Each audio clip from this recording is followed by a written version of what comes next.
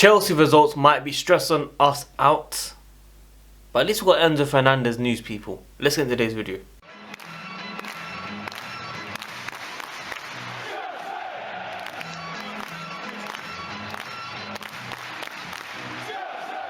Yes, people, welcome to another Chelsea video, man. Keeping you guys up to date every single day, the latest Chelsea news when possible. The transfer window is open. Chelsea are still letting us down. We drew against Forest somehow. The post conference from Potter after I defended him before the game was not good enough. And yeah, same old Chelsea, unfortunately, people. But before we get into the actual good news, Enzo Fernandez, we do have some positive news. Make sure you guys smash that like button. Let's get at least 250 likes on this video. Subscribe for new here, hit the notification, tune in daily, and comment down below your thoughts and opinions as always. Let me know where you're tuning in from, what country, what time zone. Can we still get top 4? Can we? I don't know. Even when I try back Potter and talk about the project and getting behind him, some of his choices just stress me out, which we'll talk about later on in the video. Well, let's talk about Enzo Fernandez. We are coming very close in the next coming hours. I'm recording this around 5 PM UK time.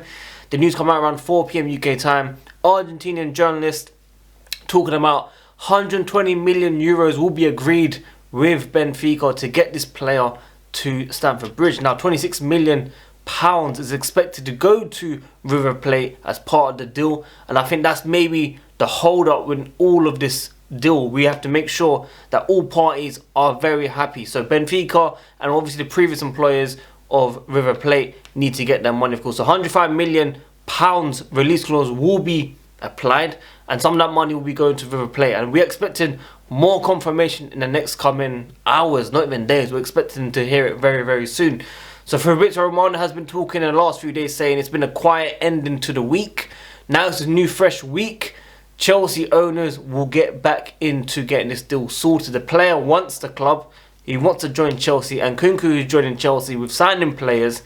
Even though the club right now is struggling so much, we still have that pulling power to get players in, and I'm grateful for that. But I talk about this project and I'm like, come on, we have to win some of these games. I get it. If we lose against Arsenal, I can't believe I'm saying this. If we lose against Arsenal, I get it, because they've gelled, they've got chemistry, they've built something for years, and now they're looking good, and I'm worried that they are going to win the league. I'm actually worried now. City are dropping points. I don't care if City win the league. I can watch City win the league for the next 10 years and they will still be irrelevant to me. There'll be no rivalry. But if Arsenal win, it'll be like Liverpool during the lockdown. That's how depressing it would be. So I'm hoping for some miracles. Like, Arsenal got some difficult games in the next couple months. But something about them is they've got fight, they've got passion, they've got everything together. Everyone's playing for each other. No one's out there. I see even one of the players come off the bench for a minute and does the job. Professional. And it's just like, come on guys. Like, Chelsea, how are we not beating Nottingham Forest? No disrespect to the opposition, but we should be eating them. 0 shots on target in the second half. Maybe we got a shot towards the end or something, but majority of the second half, it was 0 shots off target, on target. There was a lot of possession. But come on, guys. Yes, we signed some of these players. Enzo Fernandez, I'm looking forward to this move. We need to get it done. We need to get it done now, in January. I'm happy we're not waiting until the summer. But some of our fan favourite players have to go. I tweeted yesterday, we need half the squad out. Okay, I don't know how players like Aspi are still in this team. Congratulations, 495 appearances for Chelsea, legend forever. But sometimes you have to put your hands up and say, I am not good enough for this football club. Yes, he tries his best, he gives us 100%, but sometimes that 100% isn't good enough to be in the team. It's good enough to be a squad depth player and come off the bench and close off a game and stuff like that. Reece James, I've been talking about it so much. Do not risk him in straight away. Do not rush him back. Do not play him. Give him 15 minutes. Give him 10 minutes. Let him come back slowly. We are having a bad season anyway. Maybe, just maybe, okay, not getting Europe this season might be a blessing. We just focus on the league. We do a Conte, win the Premier League with no European football.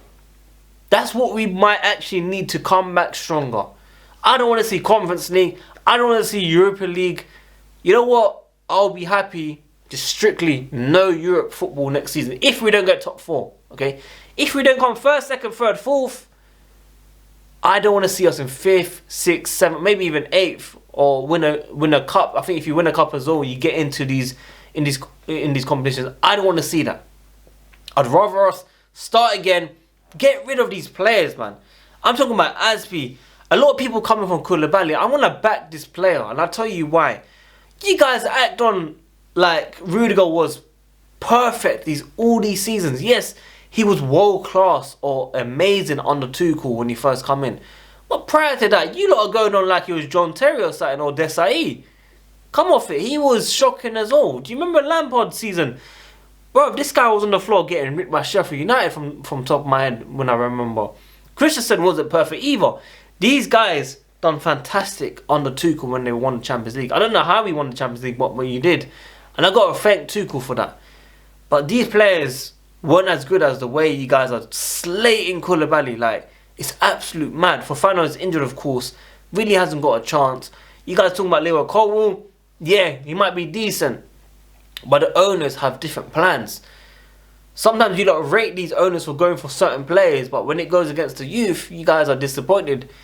Players like Mason Mount, boy, I don't even know where to start with this player, because I'm like, yeah, this could be a fresh start from Bournemouth. He gets a goal, Havertz gets a goal, and both of these guys go missing. If Havertz don't turn up, he needs to go. If Mason Mount don't turn up, don't give him that contract. Don't give him that 300k or 250k or whatever it is. Because it's not good enough for this football club.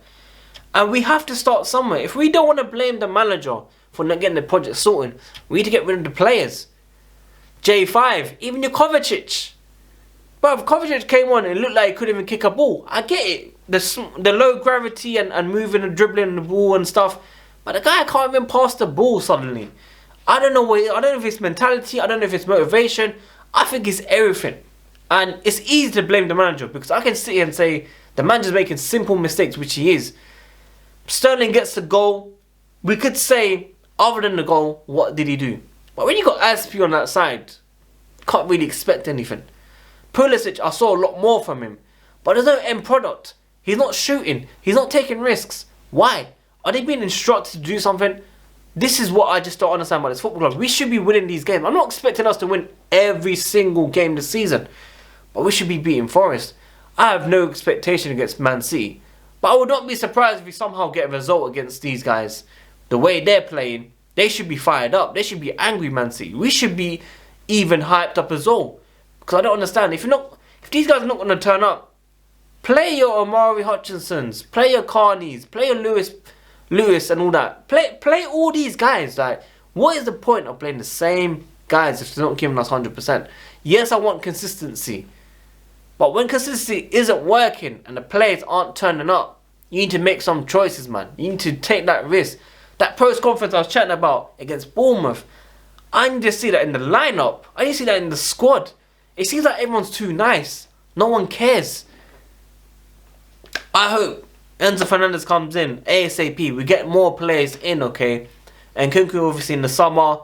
We've got Fofana, who most likely won't even play. He'll probably go out alone. He was at the Bridge. He was at the Forest game yesterday. We had a technical director at the game yesterday as well, and he must have been angry with what he's seen, because there's no way these guys, like Kepa was our best player or Thiago Silva was our best player.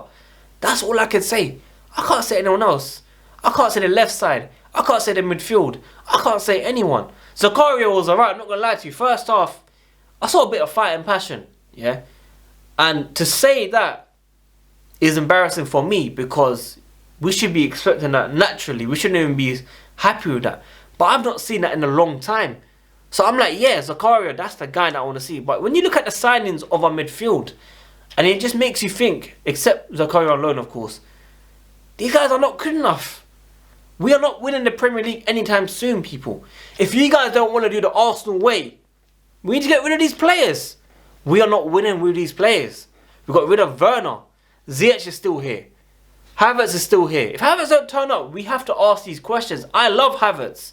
I will back Havertz to the end. I defend Havertz against all rival fans. But if these guys are not going to try and score goals and do what they need to do in this team, then they have to go. It's been 3 years, my friends. Ziyech as well has to go. I mean, Ziyech doesn't really get a chance, so he looks like he has to go anyway. But he came on and he was like, bro, the guy on the cross, Aubameyang, he should be putting that away. How is Aubameyang not putting that away? And I get trolled for it, saying that it was a hard chance. Even Lukaku would have scored that, man. Seriously. I asked the question, Lukaku or Aubameyang? Some people were saying neither. I get that, but if you had to pick one, who would you pick? People are saying Lukaku, bro. Which is even mad. He's done another interview, people. Do you know how crazy this is right now? Listen, enough of me ranting, man. It's 2023. I'm not going to let it get to be too much. But yesterday's result was shocking. I did manage to get some fans travelling from the US to the game. I'm grateful. They did put a sign up saying they travelled 7,000 km. And Mason Mount, sorry. And Mason Mount's going to give them a shirt. So that's the only one thing I'm like, thank you very much. I'm part of that, helping fans around the world. Like it says in the name, WorldWideChels. So the fans worldwide of Chelsea fans community, worldwide people. That's what we do. Make sure you guys like the video, subscribe if you're new here, hit the notification, tune in daily, and comment down below, man. Peace. It's going to be a busy week. Man's got a lot of deadlines at work, man. I'm back to work tomorrow, man. Let's go.